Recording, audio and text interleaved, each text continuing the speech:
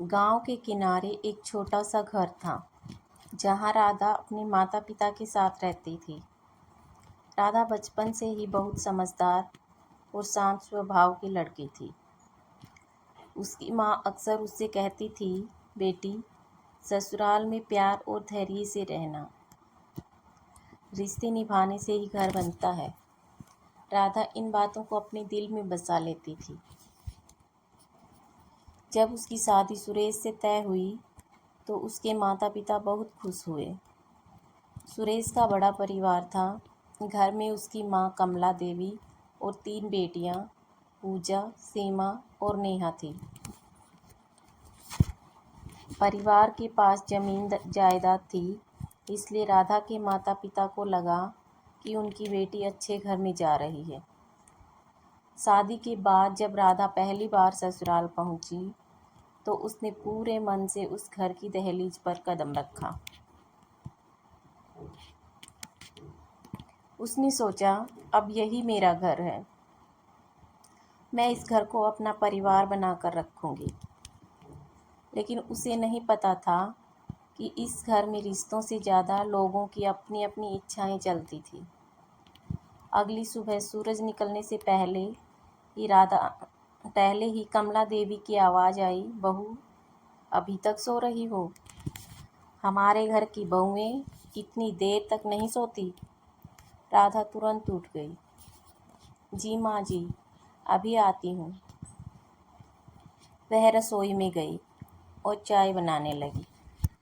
फिर नाश्ता, खाना, सफाई, कपड़े, एक के बाद एक काम उसके सामने आते गए। राधा ने पूरे मन से सब किया, लेकिन किसी ने एक बार भी नहीं कहा, बहू, तुम थक गई होगी, थोड़ा आराम कर लो। कुछ दिनों बाद बड़ी ननद पूजा अपने मायके आई। आते ही उसने कहा, भाभी, मेरे कपड़े अलग से धो देना और मेरा कमरा भी साफ कर देना। राधा मुस्कुरा दी। ठीक है दीदी। उसे लगा कि यही तो परिवार होता है, जहाँ अपने लोगों के लिए काम किए जाते हैं। लेकिन धीरे धीरे उसे समझ आने लगा कि यहाँ काम सिर्फ उसी के हिस्से में आता है। सास अपनी बेटियों की हर बात मानती थी। अगर कोई गलती बेटी से होती तो कमला देवी कहती, बच्चे हैं, गलती हो जाती है। लेकिन अगर राधा से छोटी सी भी भूल हो जाती तो तुरंत आवाज़ आती, बहू होकर इतना भी नहीं आता। राधा सब सहती रहती। उसका पति सुरेश सब देखता था, लेकिन कुछ नहीं कहता था। एक रात राधा ने धीरे से कहा, सुरेश जी, मैं कोशिश कर रही हूँ कि सबको खुश रखूँ, लेकिन कभी कभी बहुत थक जाती हूँ। सुरेश ने कहा, राधा, माँ और बहनों की आदतें ऐसी ही हैं, तुम थोड़ा सहन कर लो, घर में शांति बनी रहेगी। राधा चुप हो गई। उसे लगा शायद समय के साथ सब बदल जाएगा। लेकिन समय बीतने के साथ हालात और मुश्किल होते गए। एक दिन कमला देवी ने राधा से कहा, देख बहू, इस घर में मेरी बेटियों की बात सबसे ऊपर है। अगर तूने हमारी बात नहीं मानी तो याद रखना, इस घर की जमीन जायदाद में तेरा कोई हिस्सा नहीं होगा। राधा ने कुछ नहीं कहा। उसके लिए संपत्ति से ज़्यादा ज़रूरी उसका परिवार था। लेकिन उसे पता नहीं था कि आने वाले दिनों में उसे अपने ही घर में सबसे बड़ी परीक्षा देनी होगी। धीरे धीरे राधा की जिंदगी सिर्फ काम और जिम्मेदारियों में सिमट गई। सुबह से रात तक वह सब के लिए जीती रहती।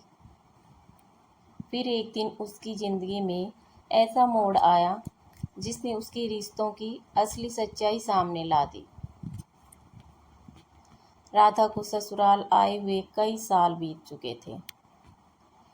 इन सालों में उसने इस घर को अपना बनाने के लिए हर कोशिश की।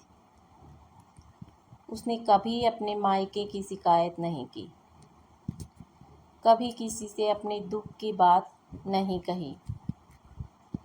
लेकिन धीरे धीरे उसे महसूस होने लगा था कि इस घर में उसे अपना समझने वाला कोई नहीं है। उसकी सास कमला देवी की जिंदगी में उनकी 3 बेटियां सबसे ऊपर थी, पूजा, सीमा और नेहा। जब भी वो मायके आती, पूरा घर उनकी पसंद के हिसाब से चलता।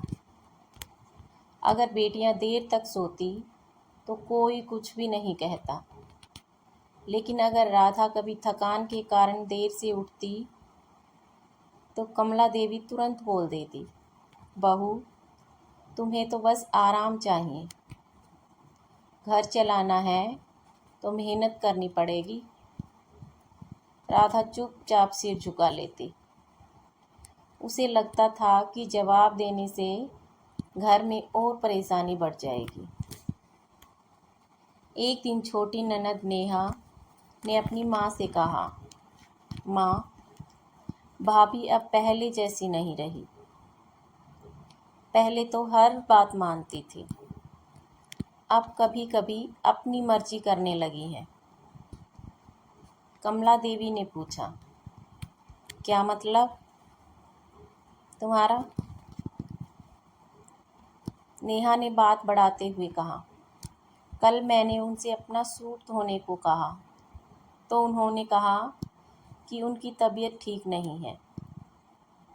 मुझे लगता है भाभी काम से बचने लगी हैं। असल में राधा कई दिनों से कमज़ोरी महसूस कर रही थी, लेकिन किसी को उसकी परेशानी दिखाई नहीं दे रही थी। कमला देवी ने उसी बात को बड़ा बना दिया।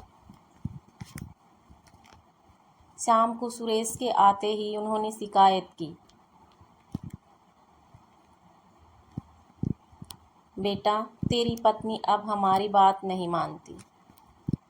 हमने इसे घर की बेटी की तरह रखा, लेकिन अब इसे हमारे काम बोझ लगने लगे हैं। सुरेश ने बिना राधा से पूछे ही उसे गलत समझ लिया।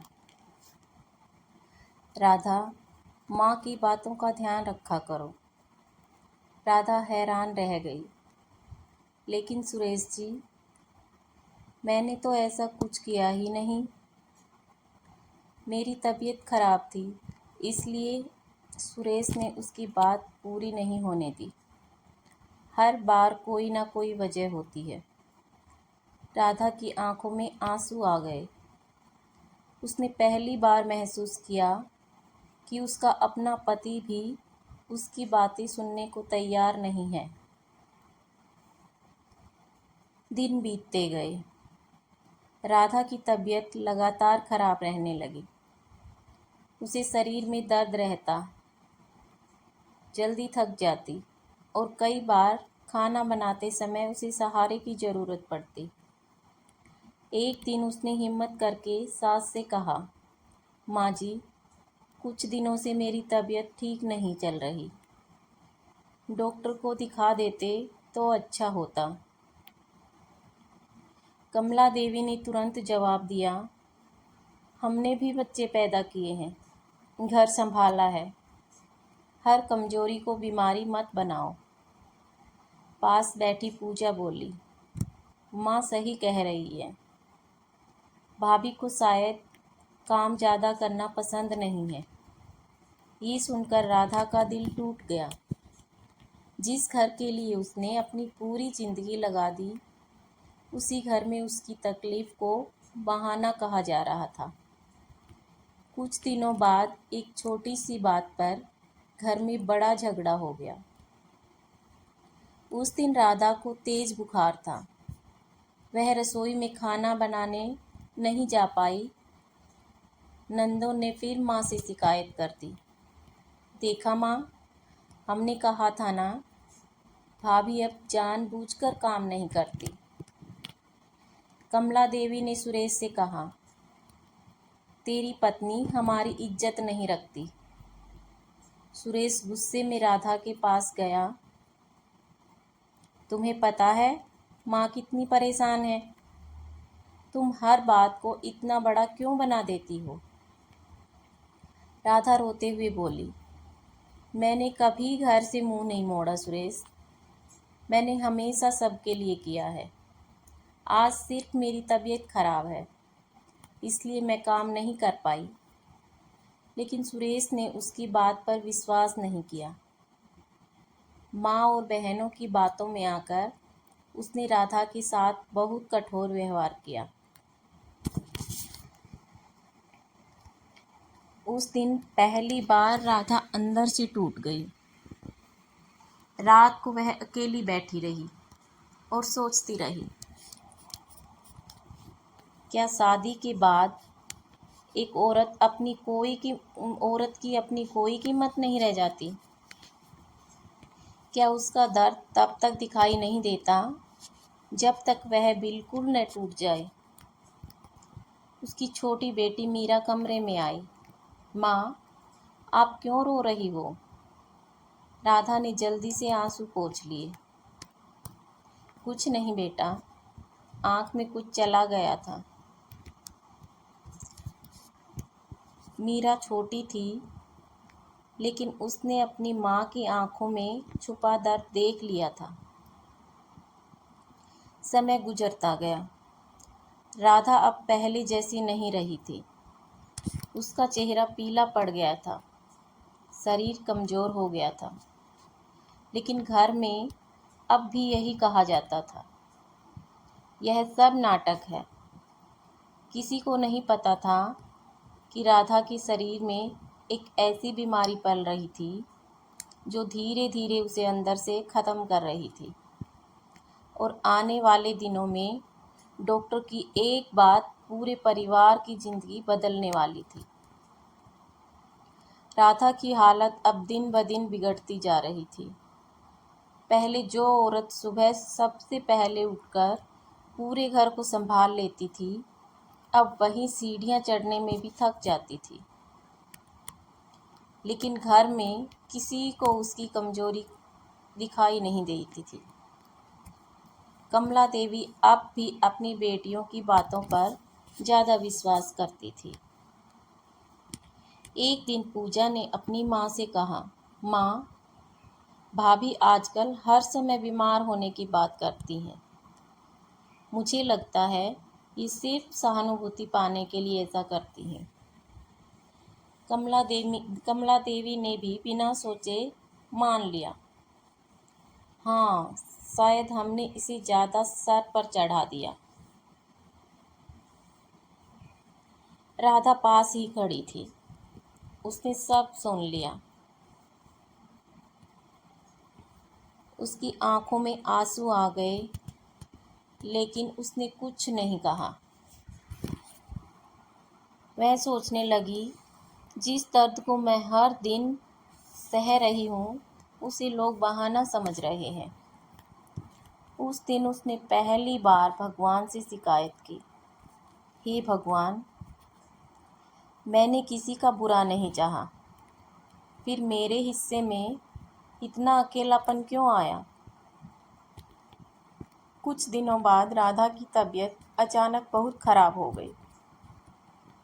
सुबह उठते ही उसे तेज कमजोरी महसूस हुई और वह रसोई में गिर पड़ी। आवाज़ सुनकर मीरा दौड़कर आई। माँ! उसकी चीख सुनकर सब लोग वहाँ पहुँचे। सुरेश भी घबरा गया। पहली बार उसे लगा कि बात सिर्फ थकान की नहीं है। पड़ोस की शांति चाची भी वहाँ आ गई। उन्होंने राधा को देखकर कहा, इसे तुरंत अस्पताल ले जाओ। ये बहुत समय से अपनी बीमारी छुपा रही है। सुरेश राधा को डॉक्टर के पास ले गया। जांच के बाद डॉक्टर कुछ देर चुप रहे। फिर उन्होंने गंभीर आवाज़ में कहा, इनकी बीमारी काफ़ी बढ़ चुकी है। इन्हें कैंसर है। यह सुनते ही सुरेश के हाथ कांपने लगे। डॉक्टर साहब, लेकिन इन्हें तो बस कमजोरी थी। डॉक्टर ने कहा, कमजोरी नहीं थी, शरीर कई महीनों से संकेत दे रहा था। इन्हें समय रहते इलाज और देखभाल की ज़रूरत थी। सुरेश की आंखों के सामने राधा के साथ बिताए हुए सारे पल घूमने लगे। वह दिन जब राधा ने कहा था कि उसकी तबीयत खराब है, वह रात जब वह चुपचाप रोई थी, वह हर पल जब उसने अपनी पत्नी की बात सुनने के बजाय दूसरों की बात पर विश्वास किया था। घर लौटते समय सुरेश की आंखों में शर्म थी। उसने पहली बार अपनी पत्नी को सिर्फ एक बहू नहीं बल्कि एक इंसान की तरह देखा था। जब वह घर पहुंचा तो उसने अपनी माँ और बहनों से कहा, आप लोगों ने कभी देखा कि राधा कितनी तकलीफ में थी। कमला देवी चुप हो गई। सुरेश की आवाज़ भर्रा गई। जिस औरत ने इस घर के लिए अपनी पूरी जिंदगी लगा दी, हमने उसे कभी आराम नहीं दिया। नंदे भी पहली बार शर्मिंदा थी, लेकिन तभी एक नया सच सामने आया। मीरा अपने हाथ में एक पुरानी डायरी लेकर आई। पापा, मुझे माँ के कमरे में ये मिली है। डायरी में राधा ने अपनी जिंदगी के कुछ पन्ने लिखे थे। एक जगह लिखा था, मुझे दुख काम करने का नहीं है, दुख इस बात का है कि जिन लोगों को मैंने अपना समझा, उन्हें मेरी तकलीफ कभी दिखाई नहीं दी। सुरेश की आंखों से आंसू निकल आए। कमला देवी ने डायरी पढ़ी तो उनका दिल टूट गया। उन्हें याद आया कि कैसे राधा हर त्योहार पर सबसे पहले उनके लिए काम करती थी, कैसे बीमार होने के बाद भी घर संभालती थी। लेकिन अब पछतावा बहुत देर से आया था। कुछ दिनों बाद अस्पताल में राधा की हालत और ख़राब हो गई। कमला देवी उसके पास बैठकर रोने लगी। बहू, हमें माफ़ कर दे, हमने तुझे बेटी नहीं समझा। राधा ने कमज़ोर आवाज़ में कहा, माँ जी, मैंने कभी आपसे कुछ नहीं मांगा, बस इतना चाहा था कि कभी कोई पूछ ले, राधा तुम कैसी हो। यह सुनकर कमरे में मौजूद हर इंसान की आंखें भर आई। अस्पताल के कमरे में राधा लेटी थी। शरीर कमज़ोर हो चुका था, लेकिन उसके चेहरे पर अब भी वही शांति थी। जिस औरत ने पूरी जिंदगी दूसरों के लिए जी, उसके मन में आज भी किसी के लिए नफरत नहीं थी। सुरेश हर दिन उसके पास बैठता और चुपचाप उसे देखता रहता। उसे विश्वास नहीं होता था कि जिस पत्नी को उसने हमेशा मजबूत समझा, वह अंदर ही अंदर इतने दर्द से गुजर रही थी। एक दिन सुरेश ने राधा का हाथ पकड़कर कहा, राधा, मुझे माफ़ कर दो, मैंने तुम्हारी बातों पर विश्वास नहीं किया। मैं तुम्हारा पति था, लेकिन तुम्हारे दर्द के समय तुम्हारे साथ खड़ा नहीं हो पाया। राधा ने धीरे से आंखें खोली। सुरेश, गलती सबसे होती है, लेकिन याद रखना, किसी को इतना अकेला मत छोड़ना कि वह अपनी तकलीफ बताना ही छोड़ दे। सुरेश की आंखों से आंसू बहने लगे। उधर घर में भी बहुत कुछ बदल रहा था। कमला देवी और उनकी बेटियां अब राधा के पुराने सामान को देख देख कर रोती थी। एक दिन नेहा को राधा की अलमारी में से एक पुराना लिफाफा मिला। उसमें कुछ चिट्ठियां थीं।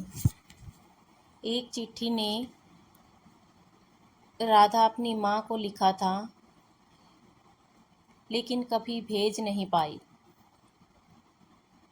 उसने लिखा था, माँ, यहाँ सब ठीक है, मैं खुश हूँ। ऐसा मैं आपको इसलिए कहती हूँ ताकि आपको मेरी चिंता ना हो। सच तो यह है कि कभी कभी बहुत अकेलापन महसूस होता है, लेकिन मैं अपना घर टूटने नहीं देना चाहती। नेहा यह पढ़कर रो पड़ी। जिस भाभी को वह हमेशा कमज़ोर समझती थी, वह तो पूरे परिवार को बचाने के लिए अपना दर्द छुपाती रही। लेकिन तभी एक और सच्चाई सामने आई। मीरा ने बताया कि उसने कई बार अपनी बुआओं को माँ के बारे में बातें करते सुना था। वह बातें जिनमें वे जानबूझकर राधा की छोटी छोटी बातों को बढ़ाकर सुरेश और कमला देवी के सामने रखती थी।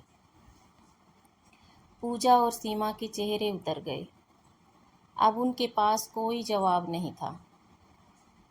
कमला देवी ने अपनी बेटियों से कहा, तुम लोगों ने अपनी माँ के प्यार का फ़ायदा उठाया और मैंने भी अपनी बहू के साथ अन्याय किया। घर में पहली बार किसी ने राधा के लिए सच बोला था। कुछ दिनों बाद डॉक्टर ने बताया कि राधा के पास ज़्यादा समय नहीं है। पूरा परिवार उसके पास बैठा था। मीरा रोते हुए बोली, माँ, मुझे छोड़कर मत जाना। राधा ने बेटी का माथा चूमा। बेटा, जिंदगी में कभी किसी की मजबूरी का फ़ायदा मत उठाना और जहाँ भी रहना, अपने रिश्तों को प्यार और सम्मान देना। फिर उसने कमला देवी की तरफ देखा। माँ जी, मेरी एक इच्छा है। कमला देवी ने रोते हुए कहा। बोल बहू। राधा ने कहा, मेरे जाने के बाद इस घर में जो भी बहू आए, उसे बेटी की तरह रखना। उसे मेरी तरह चुप रहकर दर्द सहने पर मजबूर मत करना। कमला देवी फूट फूट कर रोने लगी। मैं वादा करती हूँ बहू। कुछ दिनों बाद राधा ने इस दुनिया को अलविदा कह दिया। उसकी अंतिम यात्रा में पूरा गांव शामिल हुआ। लोग कह रहे थे, राधा जैसी बहू बहुत कम मिलती है। उसके जाने के बाद घर बदल गया। अब कमला देवी अपनी बहुओं और बेटियों को एक समान सम्मान देती थी। सुरेश ने भी अपनी गलती से सीख ली। उसने गांव में लोगों को समझाना शुरू किया कि पत्नी सिर्फ घर की जिम्मेदारी नहीं, वह भावनाओं और सपनों वाला इंसान होती है। कई साल बाद जब मीरा अपनी बेटी के साथ उस घर आई, तो उसने राधा की तस्वीर के सामने दीपक जलाया। उसने अपनी बेटी से कहा, बेटा, याद रखना, किसी इंसान की कीमत उसके जाने के बाद मत समझना। प्यार और सम्मान समय रहते देना। राधा तो चली गई, लेकिन उसकी खामोशी एक ऐसी आवाज़ बन गई जिसने पूरे परिवार को बदल दिया था।